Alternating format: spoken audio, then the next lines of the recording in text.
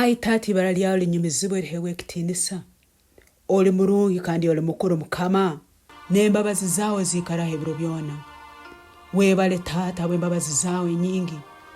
Bayibuli negamba omu Yobu esura ya 33 urukara rwa 15 kugarukira urukara rwa 18 omu kiroto omu kwolekwa okwekiro Oturo twingi obutugwa bantu Obubagwijagira kitabu Nubwo aigura amatu gabantu Nata emanyikirizo kwegesebwa kwabu Atange omuntu hali ekyamalirire Asereke emyehembo hali omuntu Atange Obwomezibwe butasirimuka mukina Obwomezibwe buleke okuhwereke'ra habwa busitama tata ntukusima bw'ekigambo kyawe Bayibuli egambire ngo Ebirooto bija kutuhabura tuleme kubura tuleme kuhwereke'ra ntukusima mukama habwa okutuhabura ekiro kyati tata tuyizira mu maiso gawe ntwegarukama abwe bibi byona ebikingwire enyigize Ebirooto ebibi kujja mu Obwomezibwe bwaitu otuganyire mukama habwa ebibi ebitukozere ebikirize Ebirooto by'omunyanzigwa kutaha mu Obwomezibwe bwaitu otuganyire tata habwa ebibi byona ebikirize Ebirooto ebibi ebikirize Ebirooto ebibi kujja mu Obwomezibwe bwaitu tata Mwibara ya Yesu ntwemere ekiro kyati mani agesagama ya Yesu ntusazamu Ebirooto byona ebyekirima ntusazamu Ebirooto ebyokufa ntusazamu Ebirooto ebyabafu kandi ntugamba tibijja kwikira mu Obwomezibwe bwaitu Mwibara ya Yesu omunyanzigwa Sitani akwasire ebisani by'abanywani baitu n'abagenzi baitu n'abanyabuzale baitu abaturugireho yabijweka emizimu ye nukwije tubihe gambe naitwe tugire ngo nubaba abanyabuzale baitu n'abagonzi baitu abakubaza naitwe ekiro kyati ntusazamu Ebirooto ebyekirima ebyo omunyanzigwa akozeseze ebisani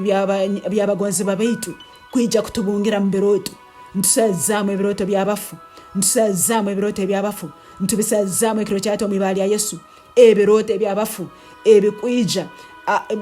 mu bwongo bwaitu Ebirooto ebyabafu ebikwija bikaleta endwaire mu Obwomezibwe bwaitu ekiro kyati ntubisazamu ekiro kyati ntubisazamu Ebirooto ebyokubaza n'abantu abafire Ebirooto ebyokulya by'abantu abafire Ebirooto ebyokurubata hamu n'abantu abafire ekiro kyati ntubisazamu Mwibara ya Yesu ntubisazamu Mwibara ya Yesu tibyagaruke mu Obwomezibwe bwaitu tibyagaruke mu Obwomezibwe bwaitu esagama Yesu nebungira Ebirooto byaitu esagama Yesu nebungira okurota kwaitu esagama Yesu nebungira okurota kwaitu omuro gwa Ruhanga ngubungira okurota kwaitu omuro gwa Ruhanga ngubungira okurota kwaitu tutwagaruke kurota abafu Mwibara ya Yesu abafu emyoyo y'abafu ntugibinga emyoyo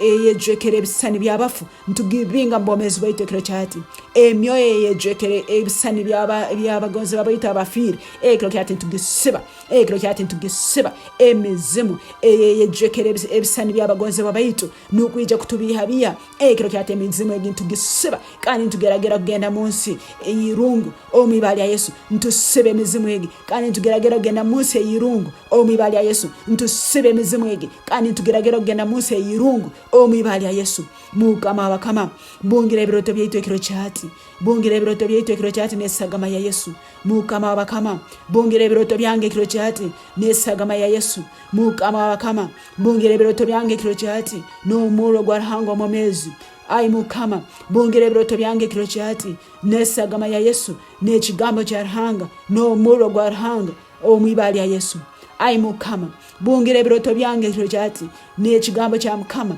nesagama ya Yesu n'omuro gwa Mukama Mwibara ya Yesu webale tata habo kunsumura tenagaruke kurota abafu Mwibara ya Yesu kandi Ebirooto byone berembera mu kusisa ekiro kyati nisabe sagama ya Yesu kunyoja Mwibara ya Yesu Ebirooto byone berembija abo kusisa mukama nisabe sagama yawe nisaba okuganyirwa kandi nisabe sagama yawe nyoje enfole w'obugabe Mwibara ya Yesu ninkusima mukama abo kusumura Obwomezibwe bwange ninkusima mukama abo kusumura Ebirooto byange ndarota ebiguru Mwibara ya Yesu ndarota korakorana Mwibara ya Yesu ndarota Obwomezi obushako Mwibara ya Yesu ndarota obusinguzi Mwibara ya Yesu webale mukama wange abokuba kikozere binu byona nsabire indaba Mwibara ya Yesu Kristo mukama waitu amina.